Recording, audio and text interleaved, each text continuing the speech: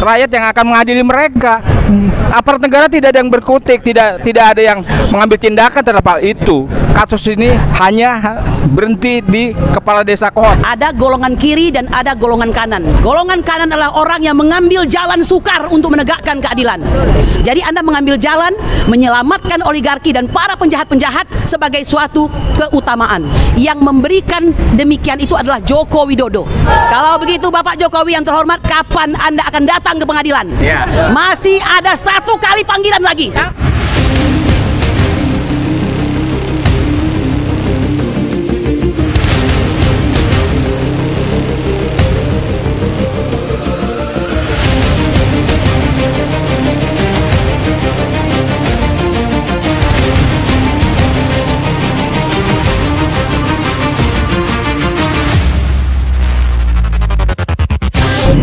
Assalamualaikum warahmatullahi wabarakatuh. Jadi seperti apa yang sudah dijelaskan ya, sudah diterangkan oleh rekan saya Khosinuddin, bahwa saya berpendapat bahwa ini merupakan mediasi sudah yang kedua kalinya, bahwa Aguan CS, Aguan dan kroni-kroninya itu ya, termasuk juga Hartarto ya kan gitu.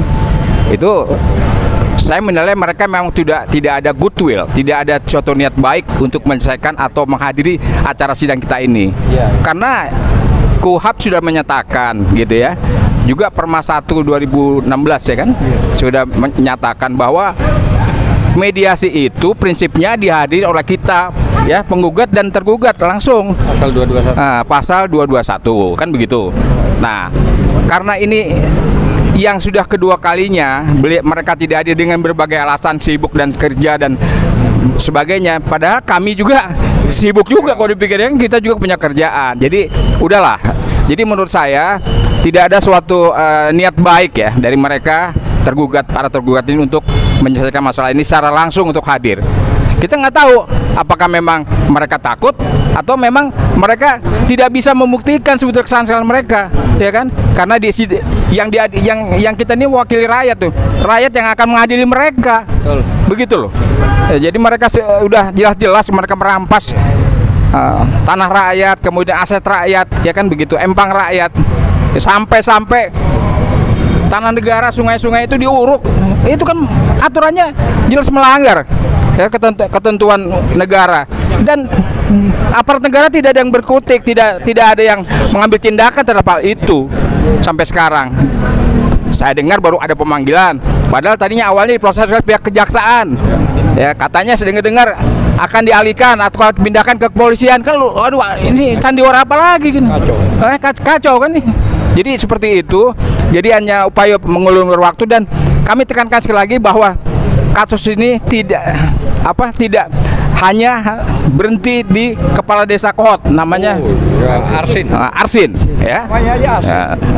Namanya Asin katanya, kata rekan saya. Jadi kita mengidentifikasi, menduga kasus ini akan diperpanjang dan akan berhenti sampai tingkat kepala desa saja. Walaupun sampai sekarang kepala desa Kohot itu menghilang katanya. Menghilang telan bumi ya kan Ajam. Makanya kan aneh aja, lucu ya. Jadi ini harus serius ya, dari mulai penyidikan dialihkan dari pihak kejaksaan kepada pihak kepolisian, sampai kepala desanya juga sampai sekarang juga belum diperiksa, hilang katanya.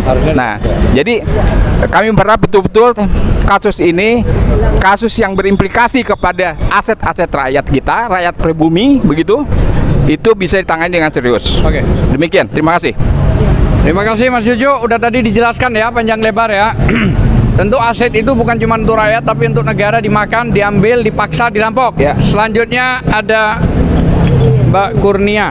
Bismillahirrahmanirrahim. Assalamualaikum warahmatullahi wabarakatuh. Merdeka!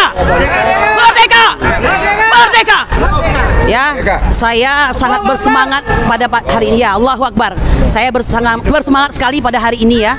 Karena menurut saya arena mediasi itu selain memang untuk bermediasi, juga bisa melihat tipikal dan karakter daripada masing-masing pengacara. Sebagai seorang yang beragama, saya sangat percaya sebagaimana surat Al-Balad ya, ada golongan kiri dan ada golongan kanan. Saya ingin mengatakan secara jelas, insya Allah kita golongan kanan. Siapa itu golongan kanan?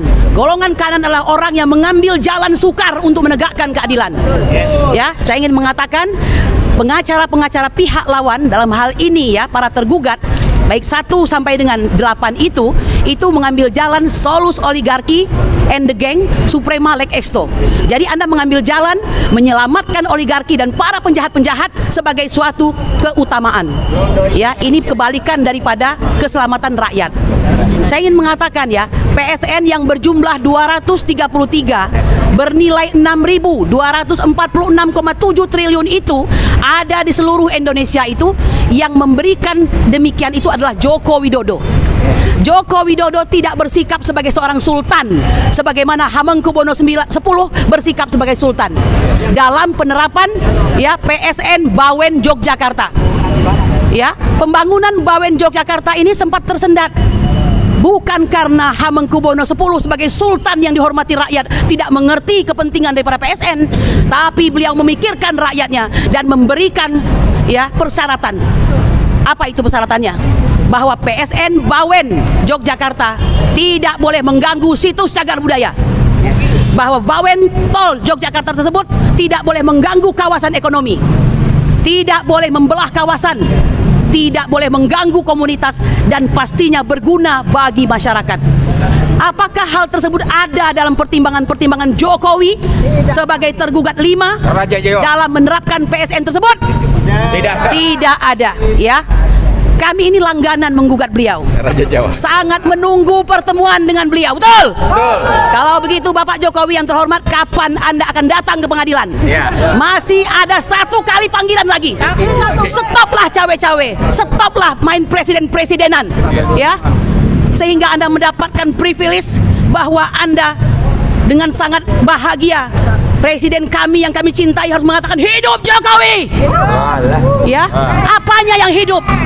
Kami berharap kesetiaan seorang presiden ya, yang memang konon katanya sangat berjiwa setia kawan itu jangan digeser menjadi fanatisme buta, sehingga Anda buta dengan kejahatan yang sudah dilakukan oleh mantan Presiden Republik Indonesia ke-7. Betul? Nah, oleh karena itu tidak berpanjang-panjang, sama seperti koordinator kami katakan tadi, datang saja Pak pada panggilan yang tinggal 1 kali lagi. Jika tidak, Andalah yang membutuhkan sebenarnya ya, Anda yang membutuhkan klarifikasi itu sebelum perkara ini dibuka secara luas dan lebar dan rakyat bisa melihat satu demi satu dosa-dosa Anda. Demikian. Betul?